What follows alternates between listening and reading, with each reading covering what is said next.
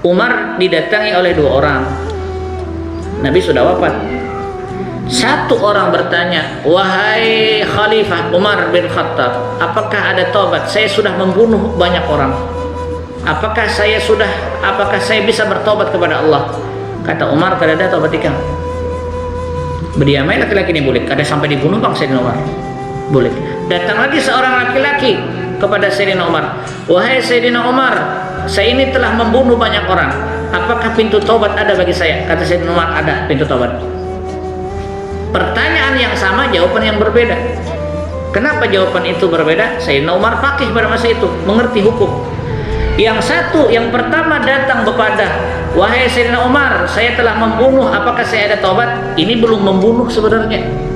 Kalau disambat akan ada taubat gasan orang membunuh, bulik bunuhnya. Maka Sayyidina Umar bisa memahami karakter orang. Nah, ini yang hebatnya. Maksudnya memahami, kalau dalam kerangka ilmu pendidikan namanya memahami audiensi. Jadi peserta didik itu harus dipahami secara betul. Nah, kalau di dalam hukum ilmu akhlak namanya ini kekasyafan seorang murabbi.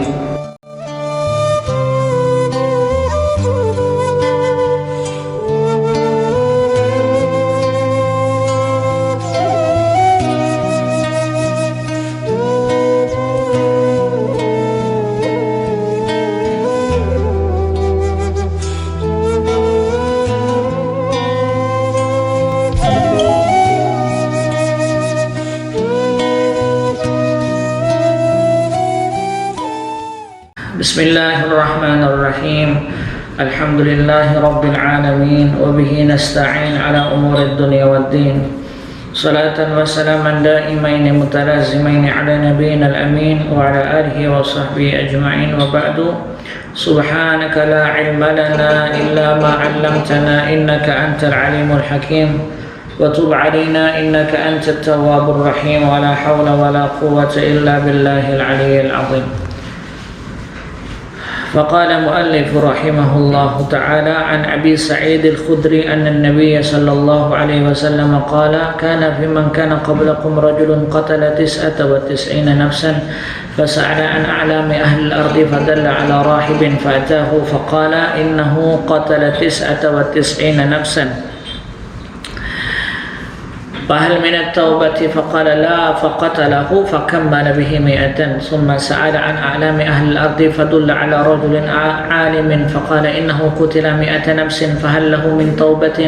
فقال نعم، ومن يحول بينه وبين التوبة انطلق إلى أرض كذا وكذا فإن بها أناس يعبدون الله فاعبدوا الله معهم ولا ترجع إلى أرضك فإنها أرض السوء. فانطلق الرجل حتى إذا نصف الطريق أتاه الموت فاحتصمت فيه ملائكة الرحمة وملائكة العذاب. فقالت الملائكة الرحمة جاءت تائبا مقبلا بقلبه إلى الله، وقالت ملائكة العذاب إنه لم يعمل خيرا قط. فأتاه ملك في صورة أدمي فجعله بينهم فقال قيسما بين الأرضين فإلى أيتهما كان أدنى فهو له، فقاسوه فوجدوه أدنى إلى الأرض التي أراد فقبضته الملائكة الرحمة. قال قتادة فقال الحسن يعني حسن البصري ذكر لنا أنه لما أتاه الموت ناء بصدره. Hadis sahih akhrajahu Muslim. Bapak Ibu sekalian yang dimuliakan oleh Allah Subhanahu wa taala, bersyukur kehadirat Allah dengan mengucapkan alhamdulillah. Salawat dan salam kita haturkan kepada junjungan kita Rasul sallallahu alaihi wasallam dengan selalu senantiasa mengucapkan salawat Allahumma salli ala sayyidina Muhammad wa ala ali sayyidina Muhammad. Pada kesempatan kali ini alhamdulillah kita bisa bersilaturahmi, bertatap muka, bermuajahah. Mudah-mudahan Allah senantiasa melimpahkan rahmat kepada kita dan memberikan kita perlindungan, insyaallah senantiasa di dalam naungan lindungannya. Amin ya rabbal alamin. Pada pertemuan sebelumnya, mudah-mudahan masih ingat cerita tentang 3 orang yang berangkat menuju sebuah tempat. Dalam perjalanan dia menginap di sebuah al-kahf, sebuah goa. Manakala di sebuah goa, lalu tiba-tiba datanglah badai besar yang menyebabkan menutup pintu goa tersebut. Masih ingat itu, Pak? Ya. Artinya nyambung. Lalu akhirnya dari 3 unsur ini, 3 orang ini tertutup, bingung, tidak ada yang bisa menolong kecuali Allah. Kejadian di zaman Bani Israel. Hadis riwayat Imam Muslim. Lalu di antara ketiga itu berdoa satu dengan yang lainnya. Apa katanya? Ya Allah, saya punya orang tua. Saya tidak pernah makan dan minum setelah pulang bekerja sampai ibu bapak saya minum. Kalau maksudnya dari hasil pekerjaannya dia bawa balik, hasil pekerjaannya itu yang pertama kali menyantap atau menikmatinya adalah orang tuanya. Lalu dia berkata kepada Allah, ya Allah, andai kata amal soleh berbuat baik kepada orang tua ini merupakan perbuatan yang dianggapmu adalah mendapatkan keridhaan, fafarrij anna, maka bukakan pintu goa ini. Allah terima, bergeser. 2, seorang laki-laki yang diajak berzina oleh sepupunya, tetapi dia bisa menghindarkannya. Padahal perempuan itu adalah seorang perempuan yang sangat ia cintai dan ia damba-dambakan. Tapi dia bisa menghindari perbuatan dosa ini. Ya Allah, andai kata perbuatan tersebut ikhlas karenamu, maka fafarrij anna fih, bukakan pintu goa. Lalu tergeser. Berbakti kedua orang tua, menghindari perbuatan dosa. 3, yang 1, fikih sosial. Ya Allah, saya punya anak buah 1 orang. Dia setelah berbagi gaji tak mengambil-ngambil gaji tersebut. Tiba-tiba lama sudah tahun berganti tahun, datang laki-laki ini, wahai Tuan, mana gaji yang dulu saya pernah bekerja? Dijawab oleh Tuan itu tadi, seluruh yang engkau lihat di sekitarmu, baik kambing, unta, persawahan ataupun rumah yang kutempati ini adalah milikmu.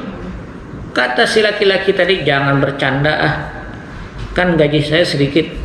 Kata si Fulan, kata bosnya, ketika engkau tidak mengambil gajimu, uangmu tadi saya putar jadi modal, akhirnya berkembang seperti ini. Maka seluruh permodalan ini adalah darimu, ini saya kembalikan kepada engkau. Andai kata saya berikan itu karena mengharapkan keredaanmu, fafarrij anna fih, bukakan pintu goa ini. Tergeser. Ada 3, Pak. Pertama, berbakti kepada orang tua. Kedua, menghindari perbuatan dosa. Yang ketiga, baik kepada orang. Lalu mereka bertawassul ketiga-tiganya dengan amal soleh. Kesimpulan hadis ada 8. Pertama, kata pengarang, ta'rifu ilallah fir raha ya'rifuka fi syiddah. Kalau kita kenal Allah dengan pada masa kita itu senang, maka Allah pasti membantu pada masa kita susah. Ta'rifu ilallahi fir raha, kenal dengan Allah pada masa senang, Allah pasti akan kenal kita ketika masa syiddah atau dalam kondisi terhimpit. Masa pandemi minta tolong, minta rezeki. Waktu dapat rezeki sebelum pandemi tak pernah bersedekah. Nah, ini kan bingung. Ya Allah, gaji saya dipotong karena WFH. Mengeluh kita. Ya Allah, setelah saya pensiun ini banyak tunjangan yang habis. Minta kita kepada Allah agar dapat gaji yang dari lain. Tapi masa kita waktu sehat, waktu senang, punya jabatan, tak pernah kita bersedekah, memberi orang lain, bahkan berinfak kepada masjid. Nah, ini namanya la ya'rifu ilallah firraha, kada tahu dengan Tuhan pada masa senang, dicueki Tuhan pada masa terhimpit. Itu hadis itu kesimpulannya. 2, jawazud doa bil amalis salih. Boleh kita itu berdoa dengan amal soleh yang pernah pian lakukan seikhlas mungkin. Itu jadi penolong, Pak. Namanya tawassul bil a'mal, bertawassul dengan amal. Ya Allah, saya dulu 3 kategorinya. Perbuatan baik terhadap diri, orang tua tadi ya contohnya. Kedua, menghindari perbuatan dosa, contohnya zina. Yang ketiga, fikih sosial, berbuat baik kepada orang lain. 3. Dari 3 ini yang mana yang pilih? Nah, itu amal soleh, Pak. Istajabah, langsung ijabah di hadapan Allah. Yang keempat, azmu birril walidaini wa taqdimu 'alal waladi wa zaujah. Yang keempat, besarnya pahala berbakti kepada orang tua. Yang kelima, wa yu'azzimul birral walidaini inda kibrihima, terlebih berbakti kepada orang tua pada masa beliau dalam kondisi tua. Itu pahalanya gana lagi. Karena orang tua nih pada masa tua, apalagi masa renta, itu seperti anak-anak, susah dirawat dan banyak komplainannya. Yang keenam, la yuqbalul amal ila man kana khalisan lillahi ta'ala. Yang keenam, Allah tidak akan terima sebuah amal seseorang kecuali dia bersamaan dengan keikhlasan. Itu yang keenam. 7, menghindari perbuatan dosa akan mewarisi kebaikan apapun tuh. Contohnya zina di sini. Yang terakhir, azamu ada'il amanah, yang kedelapan adalah besarnya amanah terhadap diri kita apabila kita diberikan amanah oleh orang lain. Yang kedelapan. Nah, hari ini kita bicara terhadap hadis Abu Sa'id Al-Khudri. Kita nih kada kau panjang-panjang ceramah sebab jam 6 lewat 5 menit sudah isyraq. Tapi ulun mencoba bagaimana hadis-hadis yang kita baca ini selesai dalam sekali pertemuan. Semalam hadisnya ini, kedua hadisnya pokoknya ulun bercerita 30 kisah dari lisannya Rasulullah sallallahu alaihi wasallam. Nah, hari ini kisahnya datang daripada Abu Sa'id Al-Khudri, seorang sahabat Nabi bernama Abu Sa'id Al-Khudri. Kalau kemarin hadisnya, Pak, hadis kemarin datang daripada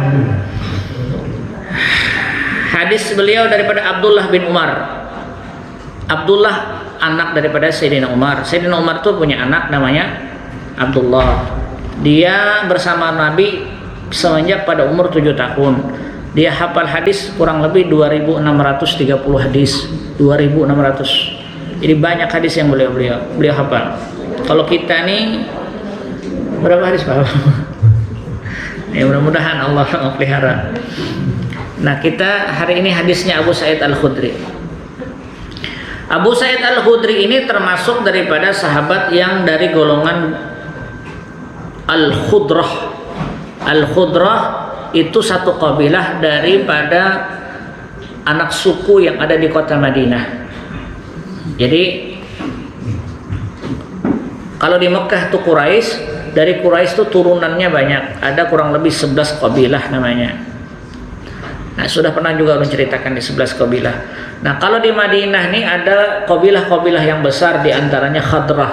Nah, Khadrah ini di antaranya nanti sahabat-sahabat Nabi, yaitu Abu Sa'id Al-Khudri. Beliau termasuk yang hidup di Madinah. Maknanya beliau menjadi muslim ketika Rasulullah hijrah ke kota Madinah. Itu Abu Sa'id Al-Khudri. Abu Sa'id Al-Khudri ini termasuk 7 sahabat yang paling banyak menghafal hadis. 7. Pengen hafal nih ya, menyahapal umroh kan.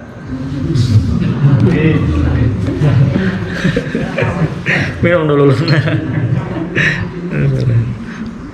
Bismillahirrahmanirrahim. Pertama, Abu Hurairah. Abu Hurairah 5374 hadis. 2, Abdullah bin Umar, anak daripada Sayyidina Umar, hafal hadis 2630. 3, Anas bin Malik. Sahabat Nabi itu ada namanya Anas bin Malik.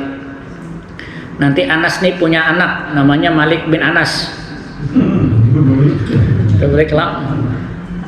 Sahabat Nabi namanya Anas, bisi kuitan Malik. Anas kawin, kemudian bisi anak namanya Malik. Lahir tahun 96 Hijriah. Dikenal dengan Imam Malik. Bapaknya sudah luar biasa, Anas bin Malik. Dia hafal hadis 2286. Kalau tadi 2630 itu Abdullah bin Umar. Abu Hurairah 5374. Insya Allah ada terselisih. Ulun hafal itu 5374. Abdullah bin Umar 2630. Anas bin Malik hafal 2286. Setelah Anas bin Malik yang keempat Sayyidah Aisyah radhiyallahu anha. Aisyah itu nomor 4 Pak. Paling banyak hadis. Maka oleh sebab itu kenapa Rasul itu menikah dengan Khadijah pada masa kecil umur 9 tahun. Kalau Aisyah dinikahin Nabi pada masa dewasa, padahal dingsanaknya Aisyah adalah Asma, itu umur 17 tahun pada masa itu. Bisa saja Rasulullah menikah dengan itu, tapi Allah berkehendak menemukan Rasul dengan Aisyah. Sampai Gubernur Sabirin menyanyi Aisyah ya sudah. Enggak ada hafal lagunya.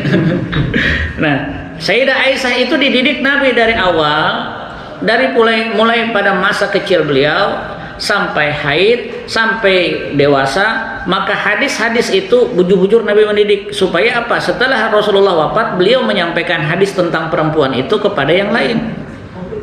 Andai kata Aisyah tak menyampaikan berapa warna darah haid, itu tak bisa bakalan kita tahu Pak. Dari Aisyah.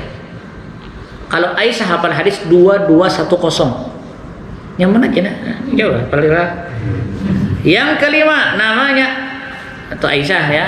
Yang kelima namanya Abdullah bin Abbas. Abdullah bin Abbas beliau hafal hadis 1660. Langsung turun 1660. Yang ke berapa? Yang keenam Jabir bin Abdullah. Jabir bin Abdullah hafal hadis 1540. Yang terakhir Abu Sa'id Al-Khudri. Abu Sa'id Al-Khudri hafal hadis 1170. Siapa yang bisa mengulangi angkat tangan? 7 aja dah. Abu Hurairah, Abdullah bin Umar, Anas bin Malik, Aisyah binti Abi Bakar. Yang kelima Abdullah bin Abbas. Yang keenam Jabir bin Abdullah. Yang ketujuh Abu Sa'id Al-Khudri. Abu Sa'id Al-Khudri 1170. Ustaz hafal, nyata tiap hari mau buka kitabnya. Nah ini Abu Sa'id Al-Khudri 1170, orang Madinah beliau. Kata beliau, anna Nabi sallallahu alaihi wasallam qala, Rasulullah bersabda. Ustaz, kenapa Abu Bakar tuh kada sampai banyak hafal hadis? Sebenarnya bukan itu yang dijadikan tujuan. Jadi ada yang fokus di pendidikan, ada yang fokus merawat Rasulullah. Ini Abu Bakar ini membantu dengan duit. Nah, ketika Rasulullah hijrah ke Madinah, Abu Bakar punya ayah bernama Abi Quhafah. Abu Bakar itu punya nama aslinya adalah Abdullah bin Abi Quhafah. Abi Quhafah ini bapak beliau buta Pak, tidak bisa melihat. Ketika Rasulullah berinisiatif, apabila nanti kita hijrah, kita akan berangkat dari rumahnya Abu Bakar Siddiq. Mendengar macam itu langsung girang sekali Abu Bakar itu. Kenapa? Karena beliau yang akan mendampingi Nabi selama perjalanan. Saking himungnya. Jadi kata Sayyidina Abu Bakar, kalau demikian aku siapkan hartaku. Cuma permasalahannya kuitansi ini kada mau beriman dengan Nabi. Sedangkan beliau ingin menginfakkan seluruh hartanya kepada Rasulullah untuk jalan Allah. Bagaimana caranya? Dulu uang itu dengan menggunakan logam. Ada dinar, ada dirham. Lalu duit-duit itu dibungkus oleh Abu Bakar. Biasanya Abah Sidin ini memeriksa tempat berangkasnya. Berangkasnya zaman itu kada tahu dong kayak apa lah. Nah, lalu dimasukkan batu oleh Asma anak beliau. Ditutup dengan kain karena Abu Quhafah ini buta. Abah Hikam dari kemana? Berangkat dengan Nabi Muhammad sallallahu alaihi wasallam. Adalah ditinggalinya ikam duit. Ada wahai kai ada kayak ditinggali. Ini kalau pengen kada percaya dibawa ke berangkas dijawab. Oh iya ada, padahal batu isinya. Berapa yang dibawa oleh Abu Bakar Siddiq ketika Nabi hijrah? Di dalam riwayat itu 26.000 dinar Pak. Hitung dia. Kalkulator dah. Banyak banget. Belum mencikakan kalkulator. 20 dinar sama dengan 20 dinar itu sama dengan 20 dinar sama dengan 85 gram emas. Itu 20 dinar. Dalam hadis riwayat Sayyidina Ali, pian punya duit 20 dinar itu kena 2,5%. Maka 20 dinar itu ditafsirkan. Contoh seperti Fikih Sulaiman Rasyid, warna kuning, hijau bukunya, fikih halus tebal lumayan, 85 gram emas. Jasidin 20 dinar itu sama dengan 85 gram emas.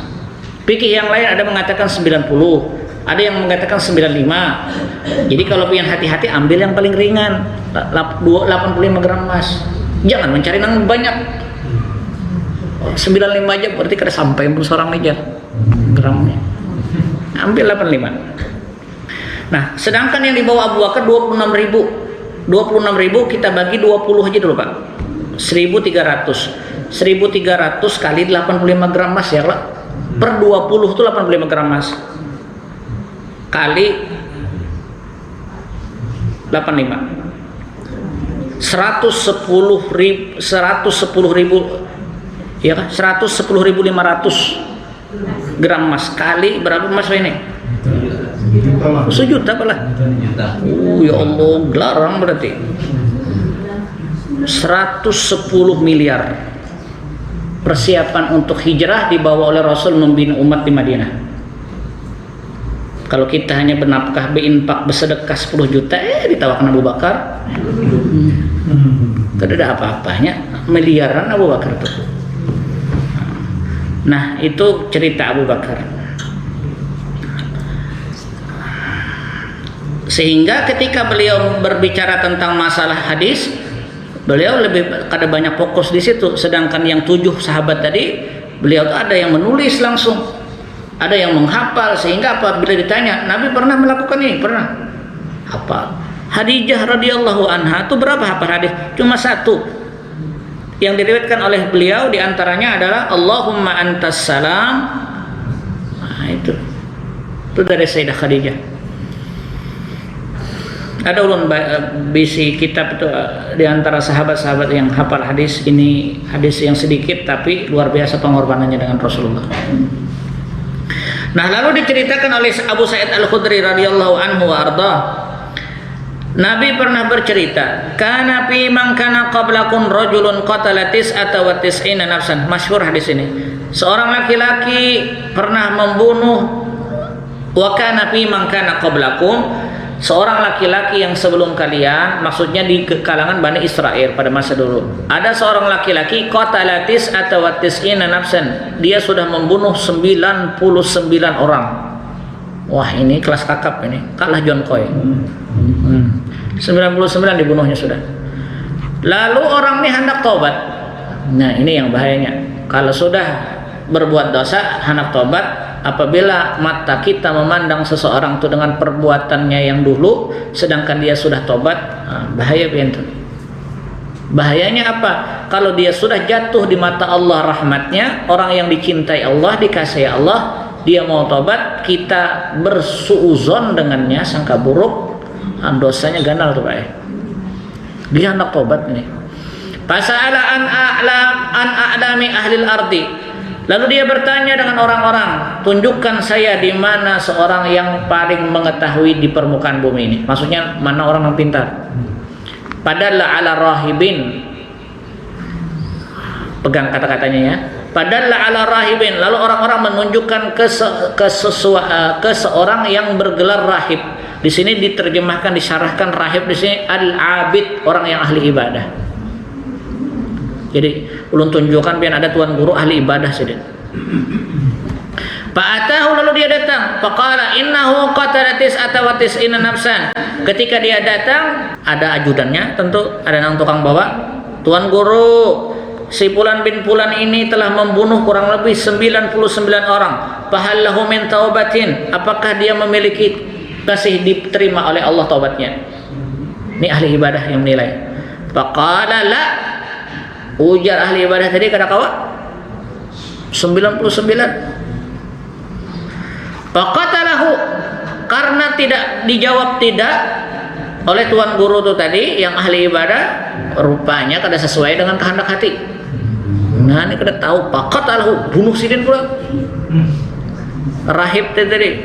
Pakam pada bihi mi'atan, maka sempurnalah menjadi 100, ganap 100. Ada yang membunuh 100 tadi ya? Ada. Ada Habis 100 dibunuhnya. Penjahat perang tuh. Irak perang tuh banyak penjahat perang tuh. Itu lebih 100 ribuan yang dibantai. Israel. Ulun datang ke Palestina atau ke Israel tuh melihat Masjid Al-Aqsa tuh berlubang-lubang. Anunya, masjidnya tuh. Dinding itu kada pernah dibaiki buan. Jadi ulun tanya kenapa nih kada direnovasi kan? Pindah kasar tuh. Jadi jawabannya ini kejadian tahun 91 ujarnya. Kenapa juran 91? Ini kami dibantainya nih. Ini kuitanku mati di sini. Pas ada kanak-kanak main bola di situ entah nih ulun mau main bola. Jadi kenapa jurang nih kada direnovasi? Kan bakas kena tabuk gitu. Rupanya pistol tuh kayak menyalapas ngeri banget tabuknya tuh. Arat benar matinya di situ. Mati. Cuma dikatakan kepada mereka itu jurang tentara lewatan takutan kah? Ingin takutan non kabijar. Itu jawabnya. Kenapa bisa ketakutan lawan bubuh nikam? Kami ini rumah kami seorang. Kira-kira tuh kakak-kakak harus menjawab kaulun. Amun seseorang itu berdiam di rumahnya seorang, merasa aman di rumah seorang, ada tamu yang masuk, kira-kira yang gelisah tamu kah inya kah? Nah, karena inya ini bukan daripada orang rumah, datang di sini hendak merampas, hendak baju juntan, makanya gelisahnya. Kami kada pernah gelisah. Desa bujur pak inya main bola, senjata tuh ada denang tahunya. Kita menang dagup-dagup. Nah, lalu ceritanya disempurnakan jadi 100. Summa sa'alaan alamin ahlul ardi. Lalu tetap si fulan ini, si laki-laki ini ingin bertaubat kepada Allah. Ditanyakan kepadanya, kira-kira mana lagi tuan guru? Nah, di sini ada padalla ala rajulin alimin. Lalu ditunjukkan oleh orang-orang kepada seorang laki-laki yang alim. Tadi kata-katanya rahibin, padalla ala rahibin. Kalau tadi ditunjukkan ahli ibadah. Kalau yang ini ditunjukkan rajulin alimin, ditunjukkan kepada seorang laki-laki yang mengetahui dengan hukum agama. Alim asal katanya alima, mengetahui. Alimun isim fa'il yang bermakna orang yang mengetahui. Tunjukkanlah. Ini ada tuan guru di kebun jeruk. Ngarannya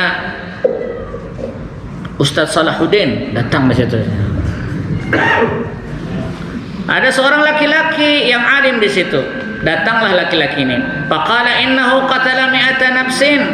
Kata yang membawa, wahai tuan guru, si fulan ini telah membunuh 100 orang. Fahal lahu min taubat? Apakah dia memiliki taubat? Faqala na'am. Jadi ujar laki-laki itu tadi, ujar orang alim tadi, ada taubatnya. Coba bayangkan Pak, ini sudah pernah terjadi di zaman Sayyidina Umar bin Khattab. Umar didatangi oleh 2 orang. Nabi sudah wafat. Satu orang bertanya, wahai Khalifah Umar bin Khattab, apakah ada taubat? Saya sudah membunuh banyak orang.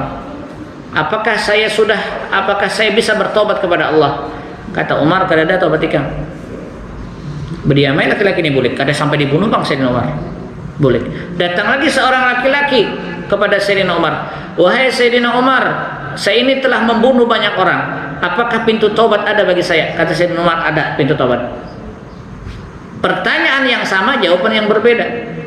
Kenapa jawaban itu berbeda? Sayyidina Umar faqih pada masa itu, mengerti hukum. Yang satu, yang pertama datang kepada, wahai Sayyidina Umar, saya telah membunuh, apakah saya ada taubat? Ini belum membunuh sebenarnya. Kalau disambat akan ada taubat gasan orang membunuh, bulik bunuhnya. Nah, ini diceritakan di dalam kitab Fathul Bari. Maka Sayyidina Umar bisa memahami karakter orang. Nah, ini yang hebatnya. Maksudnya memahami, kalau dalam kerangka ilmu pendidikan namanya memahami audiensi. Jadi peserta didik itu harus dipahami secara betul. Nah, kalau di dalam hukum ilmu akhlak namanya ini kekasyafan seorang murabbi. Orang murabbi dia harus tahu anak didiknya. Kata Sayyidina Umar, kada ada ketahuan dia nak membunuh.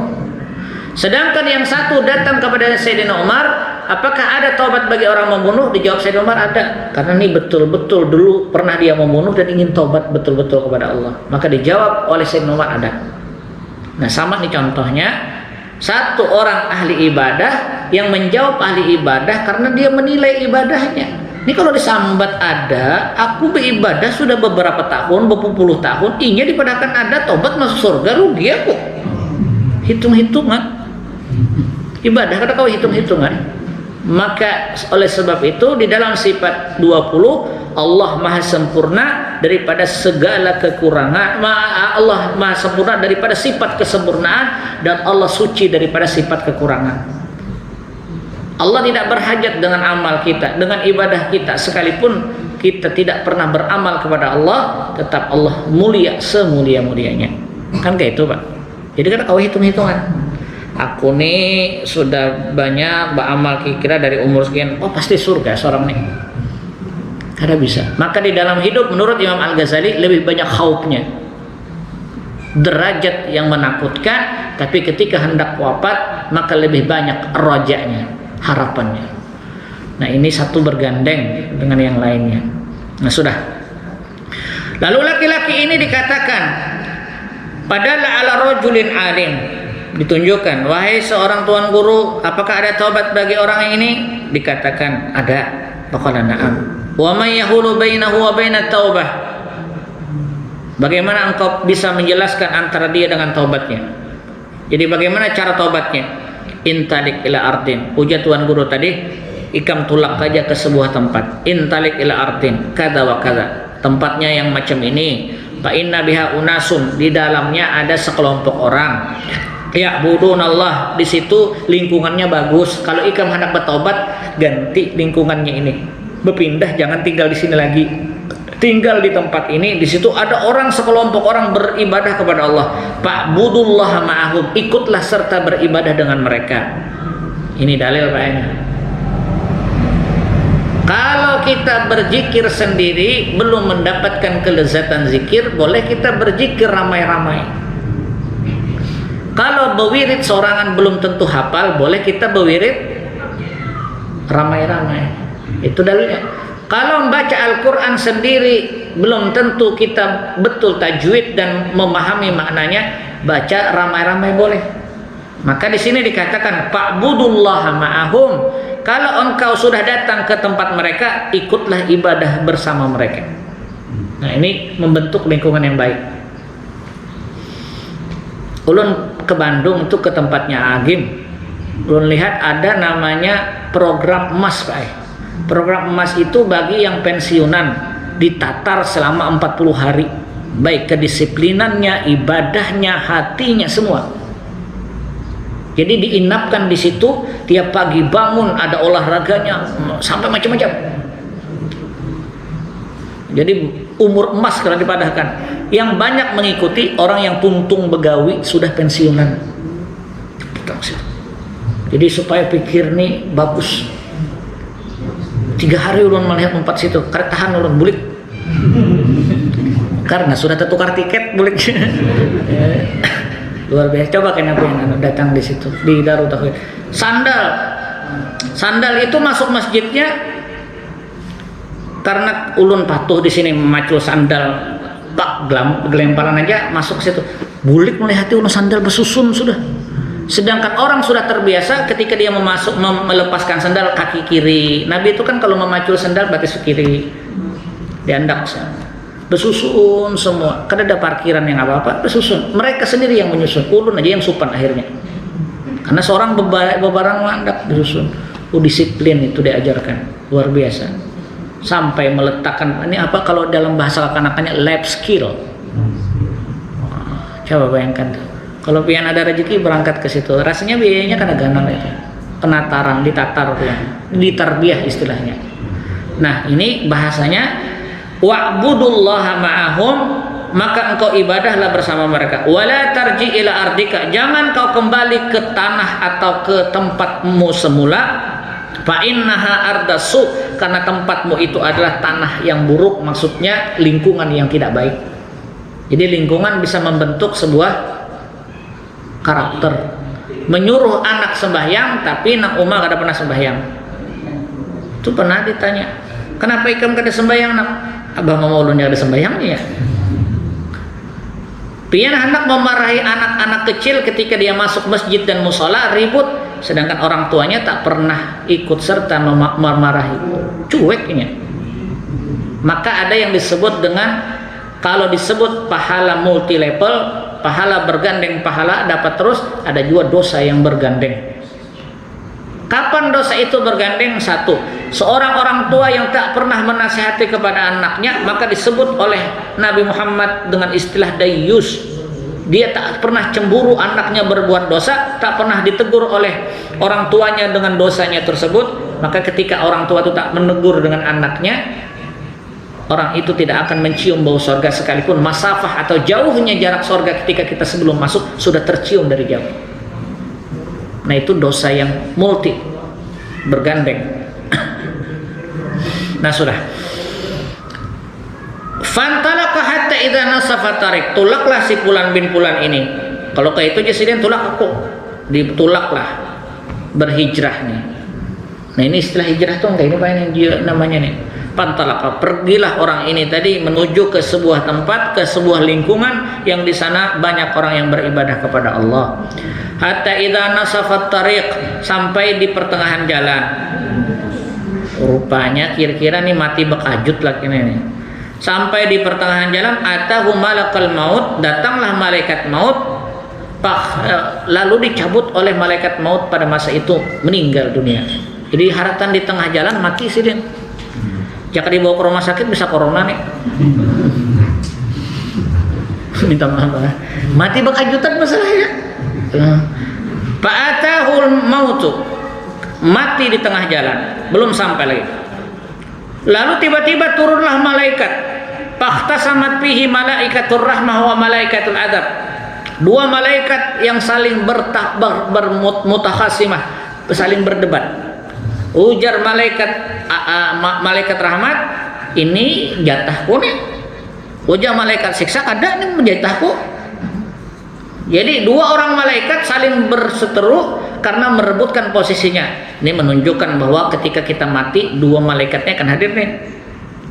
Ada pengganggunya. Tetapi bagi orang yang beriman, yang meliputinya adalah malaikat rahmat.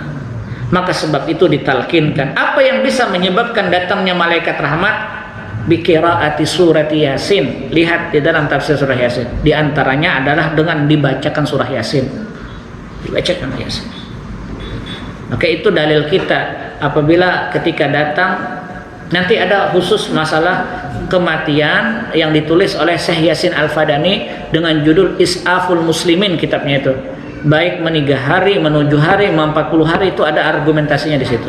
Insya Allah amunnya panjang umur kita kaji itu kitabnya. Nya ulun rajin, ulun terjemahkan kan? Nya rajin, mencari rajinnya, yang alih barana. Jadi kalau ada yang berargumentasi 40 hari adalah produknya adat istiadat, kada Pak ya. 40 hari itu ada redaksi hadis, 3 hari itu ada redaksi hadis. Nanti insya Allah kalau kita sampai itu dari pendapat Imam Ahmad dan sebagainya. Membaca Al-Quran kada sampai, kemudian dijawab oleh Syekh Yasin Al-Fadani ada sampai. Itu ulun dapat di Mekah ijazahnya waktu itu. Karena kada ada lagi kitabnya, ulun fotokopi akhirnya. Dimakan gagat, pulang di bawahnya separuhnya. Untung tulisannya masih ada. Nah, jadi tulisan orang Bahari itu luar biasa. Dulu ada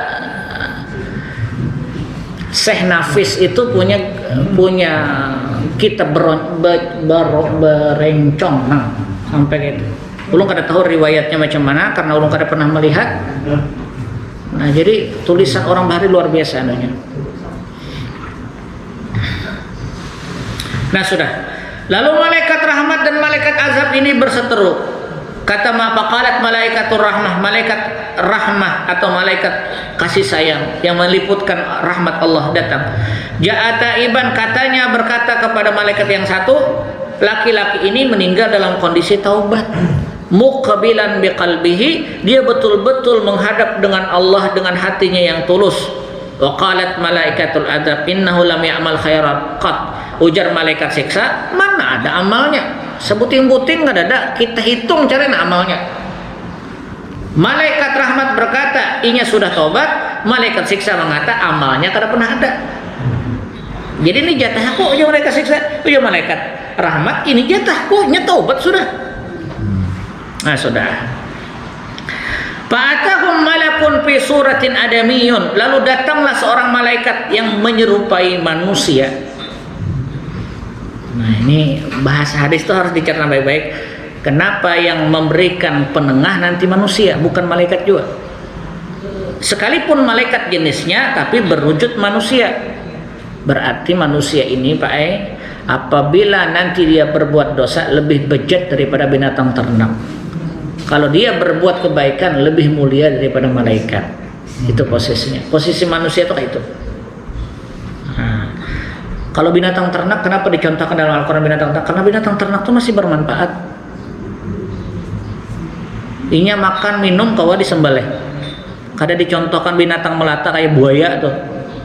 Ya kan? Lain anunya, contohnya. Nah, sudah habis itu ujar malaikat yang satu yang datang, faqala kayyisu ma bainal ardaini fa ila ayati ma kana adna. Kayak ini aja sudah solusinya. Kita ukur. Rupanya malaikat yang ini kira dari BPN kalau lah. Jadi ujar malaikat yang menyerupai manusia, kini aja kisu ma bainal ardaini, kita hitung, kita ukur antara dua tanah ini, fa'illa ayati makan adna, di mana kalau inya lebih dekat dengan kampung yang ditujunya, maka ini jatahnya malaikat rahmat karena dia taubat. Kalau masih jauh, berarti ini jatahnya malaikat siksa karena masih jauh. Berarti dianggap inya ini kada bertaubat bujur-bujur, masih jauh.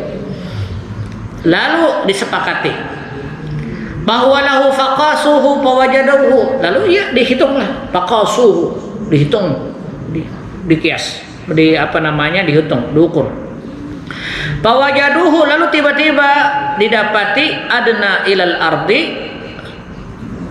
allati arada, ternyata lebih mendekati dengan kampung yang ditujunya itu. Qaqabadathu malaikatur rahmah. Nah, ujar malaikat yang menyerupai manusia, sudah kamu melihat kalau lah ini kalau diukur, setelah diukur lebih parak dengan kampung yang ditujunya, maka ini jatah malaikat rahmat. Diambillah oleh malaikat rahmat. Faqala Qatadah, berkatalah seorang sahabat bernama Qatadah, faqala Hasan al-Basri, dia sampaikan kepada muridnya Hasan al-Basri, dzukira lana annahu lamma atahul mautu na abi sadrihi, manakala orang ini meninggal dunia maka berpanjang dadanya. Maksudnya jaka dadanya itu di bawah, jadi yang menyebabkan inya itu lebih menuju kepada kampung yang ditujunya, ternyata dadanya ini benaik ke atas sedikit, sehingga ketika diukur berpanjang lebih dekat dengan kampung, padahal sedikit banget. Bahkan di dalam riwayat bedanya hanya sedapak saja, sekilan, sibron sejengkalnya.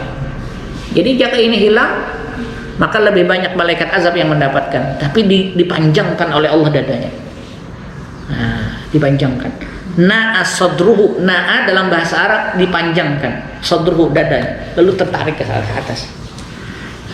Apa maknanya, Pak? Hadis riwayat Imam Muslim, hadis sahih. Ulun yang ceritakan ini hadis sahih semuanya.